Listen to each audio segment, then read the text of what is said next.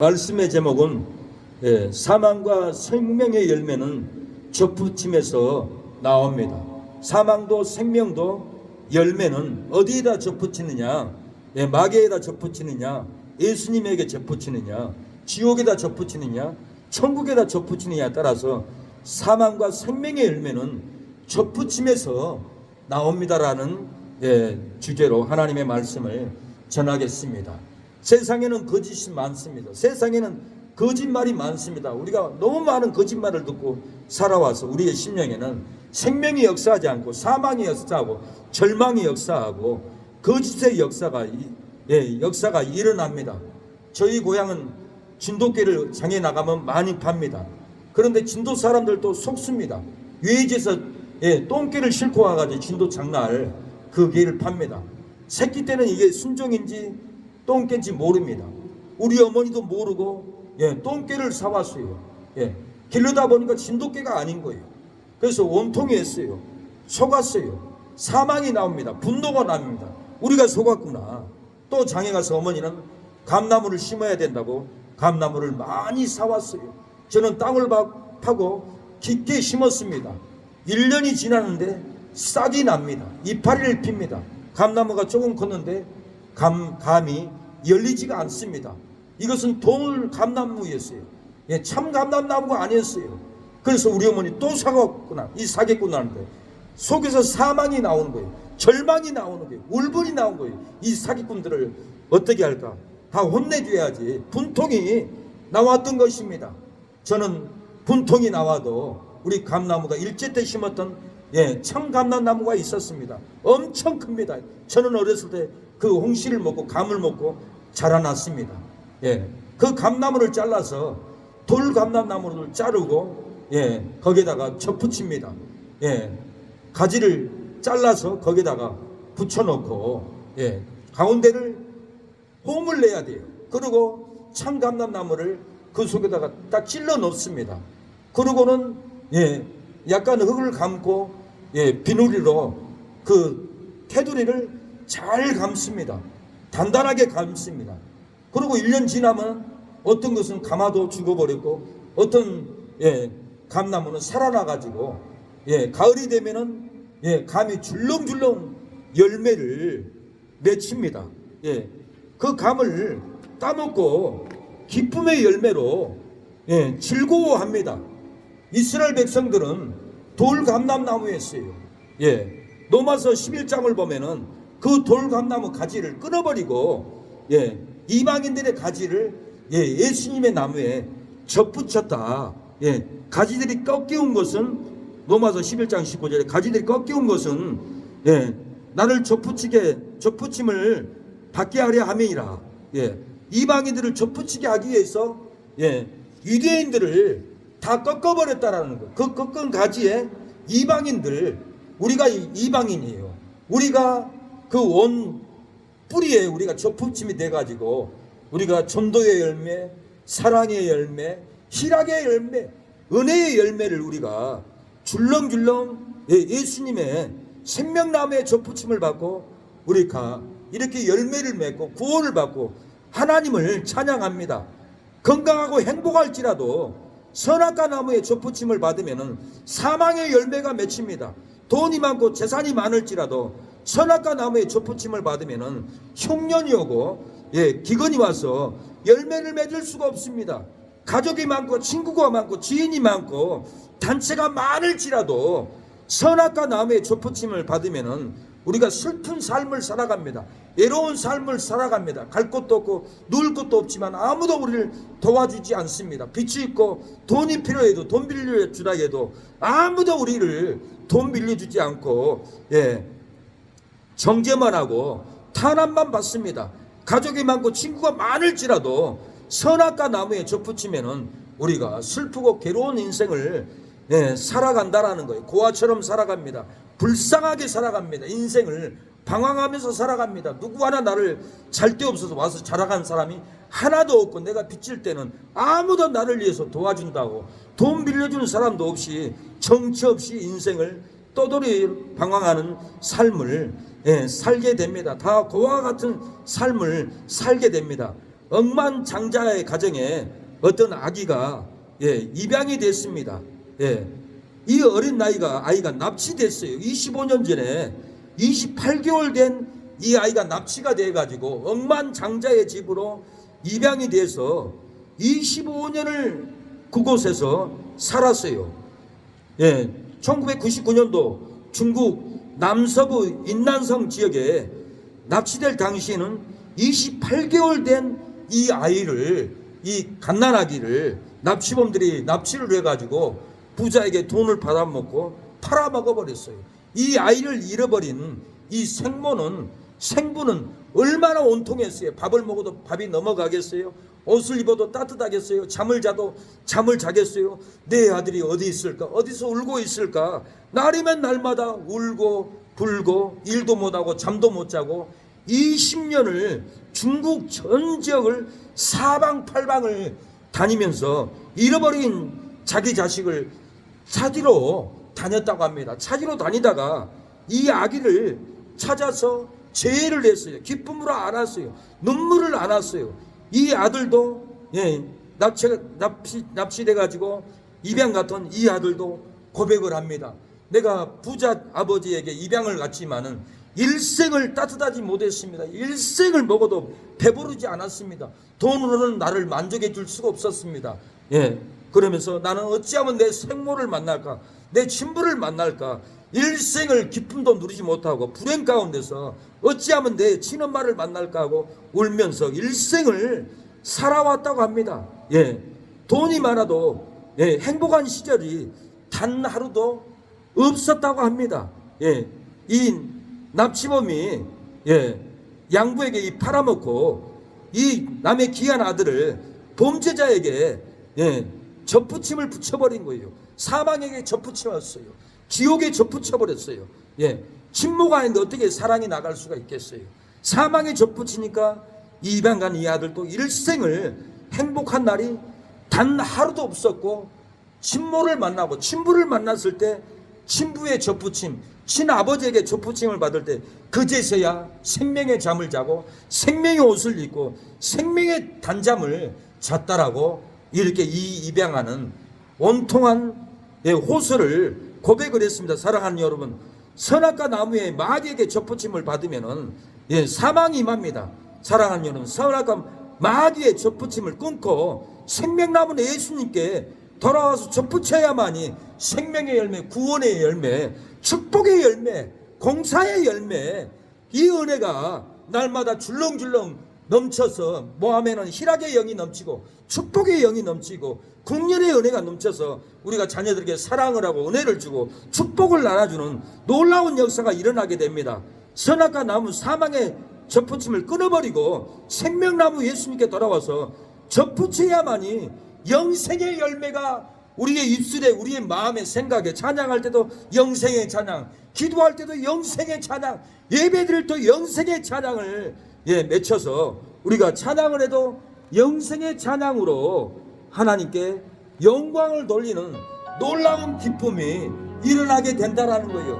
선악과 열매에 우리가 접붙임이 되면은 사망의 찬양이 나옵니다. 사망의 기도가 나옵니다.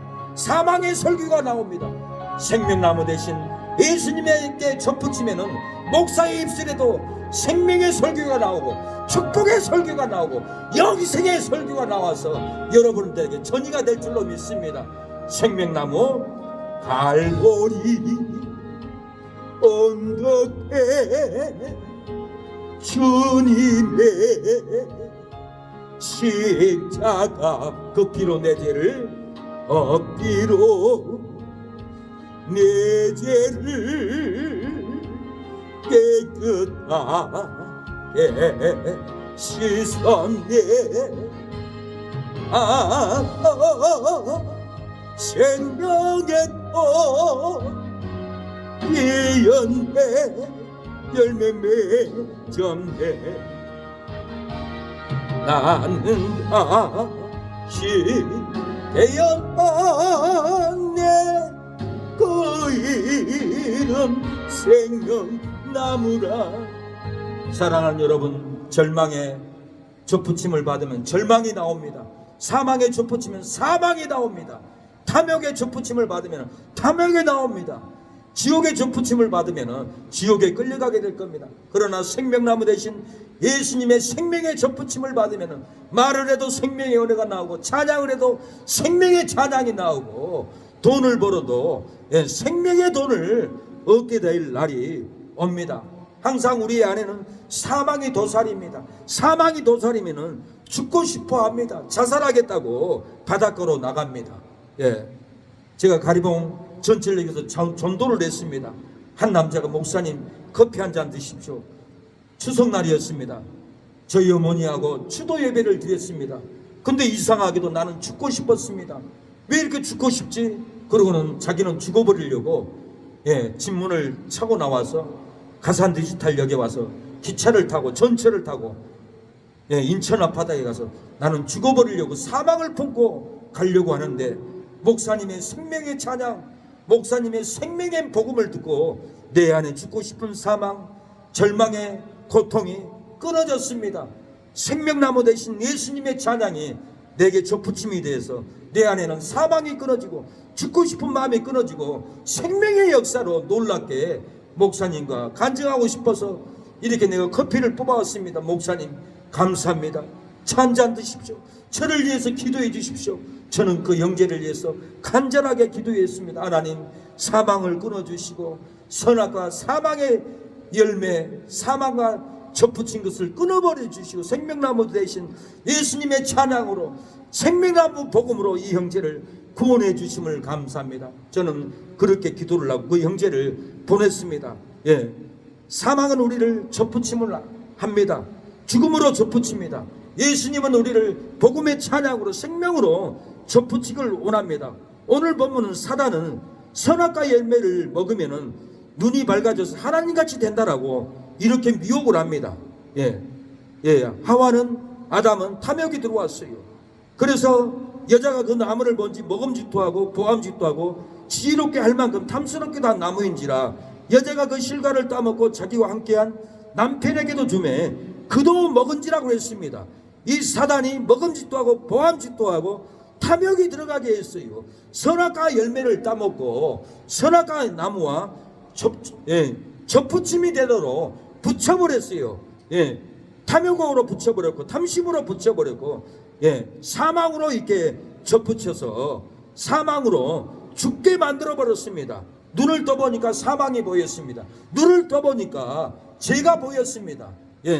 선악과의 열매를 따보니까 생명은 보이지 않고 은혜는 보이지 않고 사망이 보였고 절망이 보였고 죽음의 고통이 보여서 고통을 당했던 것입니다. 선악과 나무를 따먹고 사망과 접붙임이 되어 사망의 눈이 밝아졌습니다. 선악과 열매를 따먹고 사망의 접붙임으로 탐욕의 눈이 밝아졌던 겁니다. 욕망의 눈이 밝아져서 사망이 보였습니다. 선악과 열매를 따먹고 죽음과 접붙임이 되면 사망으로 벌거벗게 됩니다. 오늘 본문은 벌거벗었다라는 것이 10절에 가로되 내가 동산에 하나님의 소리를 듣고 내가 벗었으므로 두려워하여 숨었나이다.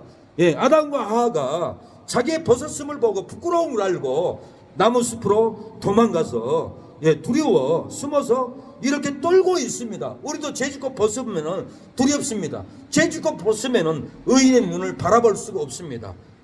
벗어버리면은 부끄러워서 어디를 갈 수가 없습니다. 벗어버리면은 의로운 사람을 만나기도 힘듭니다. 그래서 많은 사람들이 어둠을 좋아합니다. 빛을 좋아하지 않아요. 그래서 예수님을 미워하고 예수님이 행사가 너희 행사가 우상숭배 하나님을 대적한 것은 악한 짓이다 하니까 예수님을 미워했기 때문에 너희도 미워할 것이다 그런 겁니다.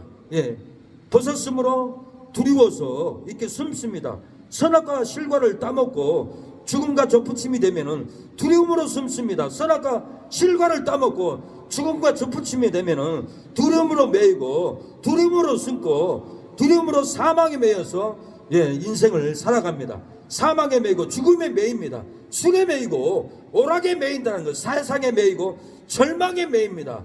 욕심에 매이고 탐욕에 매이고 인권에게 매이고 불의에 매이고 사망에 온통 끌려가는 것이 두려움으로 매이는 일들입니다. 선악과 나무 실과를 따먹고 지옥과 좁붙이게 되면은 쫓겨나서 방황합니다. 예, 선악과 나무와 좁붙이면 안 됩니다. 좁붙이면은 쫓겨나서 일생을 방황하고 고통스러운 삶을 살아가게 됩니다. 오늘 본문에도 아담과 하와가 쫓겨납니다. 에덴 동산에서 방황합니다. 또들이 삶을 살아갑니다. 그래서 우리의 인생도 죄를 지면은 방황합니다. 고통스러운 삶을 살아갈 때 입을 것도 없고 먹을 것도 없을 때 그 누구도 와서 밥 먹어라, 옷 갈아입어라, 우리 집에 자라, 이렇게 따뜻하게 맞이하는 사람이 한 사람도 없이 너는 왜 이리 그렇게 사냐, 그리고 정죄하고 미워하고 멀리 외면하고 떠나가 버립니다. 오늘 24절 이와 같이 하나님이 그 사람을 쫓아내시고 에덴 동산 동편의 그룹들과 두루도는 화영검을 두어 생명나무 길을 지키게 하시니라. 그 두 사람을 쫓아냈어요. 그룹을 두어서, 천사를 두고 화영검을 두어서 생명나무 길을 들어가지 못하도록, 생명을 따먹지 못하도록, 생명 가운데 들어가지 못하도록 천사를 시켜서 들어가지 못하도록 지켰습니다. 지금도 죄지면은 생명 가운데, 은혜 가운데 들어가지 못하고 천군 천사가 지켜버립니다. 그래서 죄지면은 세상에서 방황하고 절대로 교회를 올 수가 없는 거예요. 오고 싶어도 이게 안 되는 거예요. 그래서 교회를 올 수가 없습니다. 계시록 11장에도 성정 방마당은 청량하지 말라고 그랬어요. 성정 안에서 예배드리는 성도들만 청량하고 인정해줘라. 성정 방마당은 청량하지 말라. 42달 동안 이방인들에게 밟히게 될 거다. 그래서 교회에 나오지 못하고 세상 밖에 있는 사람들은 교회에 올 수도 없고 예배 드릴 수도 없어요. 성정 방마당은 이방인들이 내버려 두었기 때문에 이방인들에게 짓밟히고 기업도 뺏기고 고통을 당하고 이렇게 성정 방마당으로 눈물의 삶을 살아갑니다. 선악과 실과를 따먹고 지옥과 좁붙임에 되면은 천국에 들어가지 못하고 쫓겨납니다. 축복된 기업을 세우지 못하고 쫓겨난다라는 거예요. 선악과 나무를 따먹고 열매를 따먹고 지옥과 좁붙임이 되면은 교회에서 쫓겨나고 은혜 가운데 쫓겨나고 축복 가운데서 쫓겨나고 축복의 아내, 국률의 아내를 들어오지 못한다라는 거예요. 그래서 우리가 마귀를 대적해야 됩니다.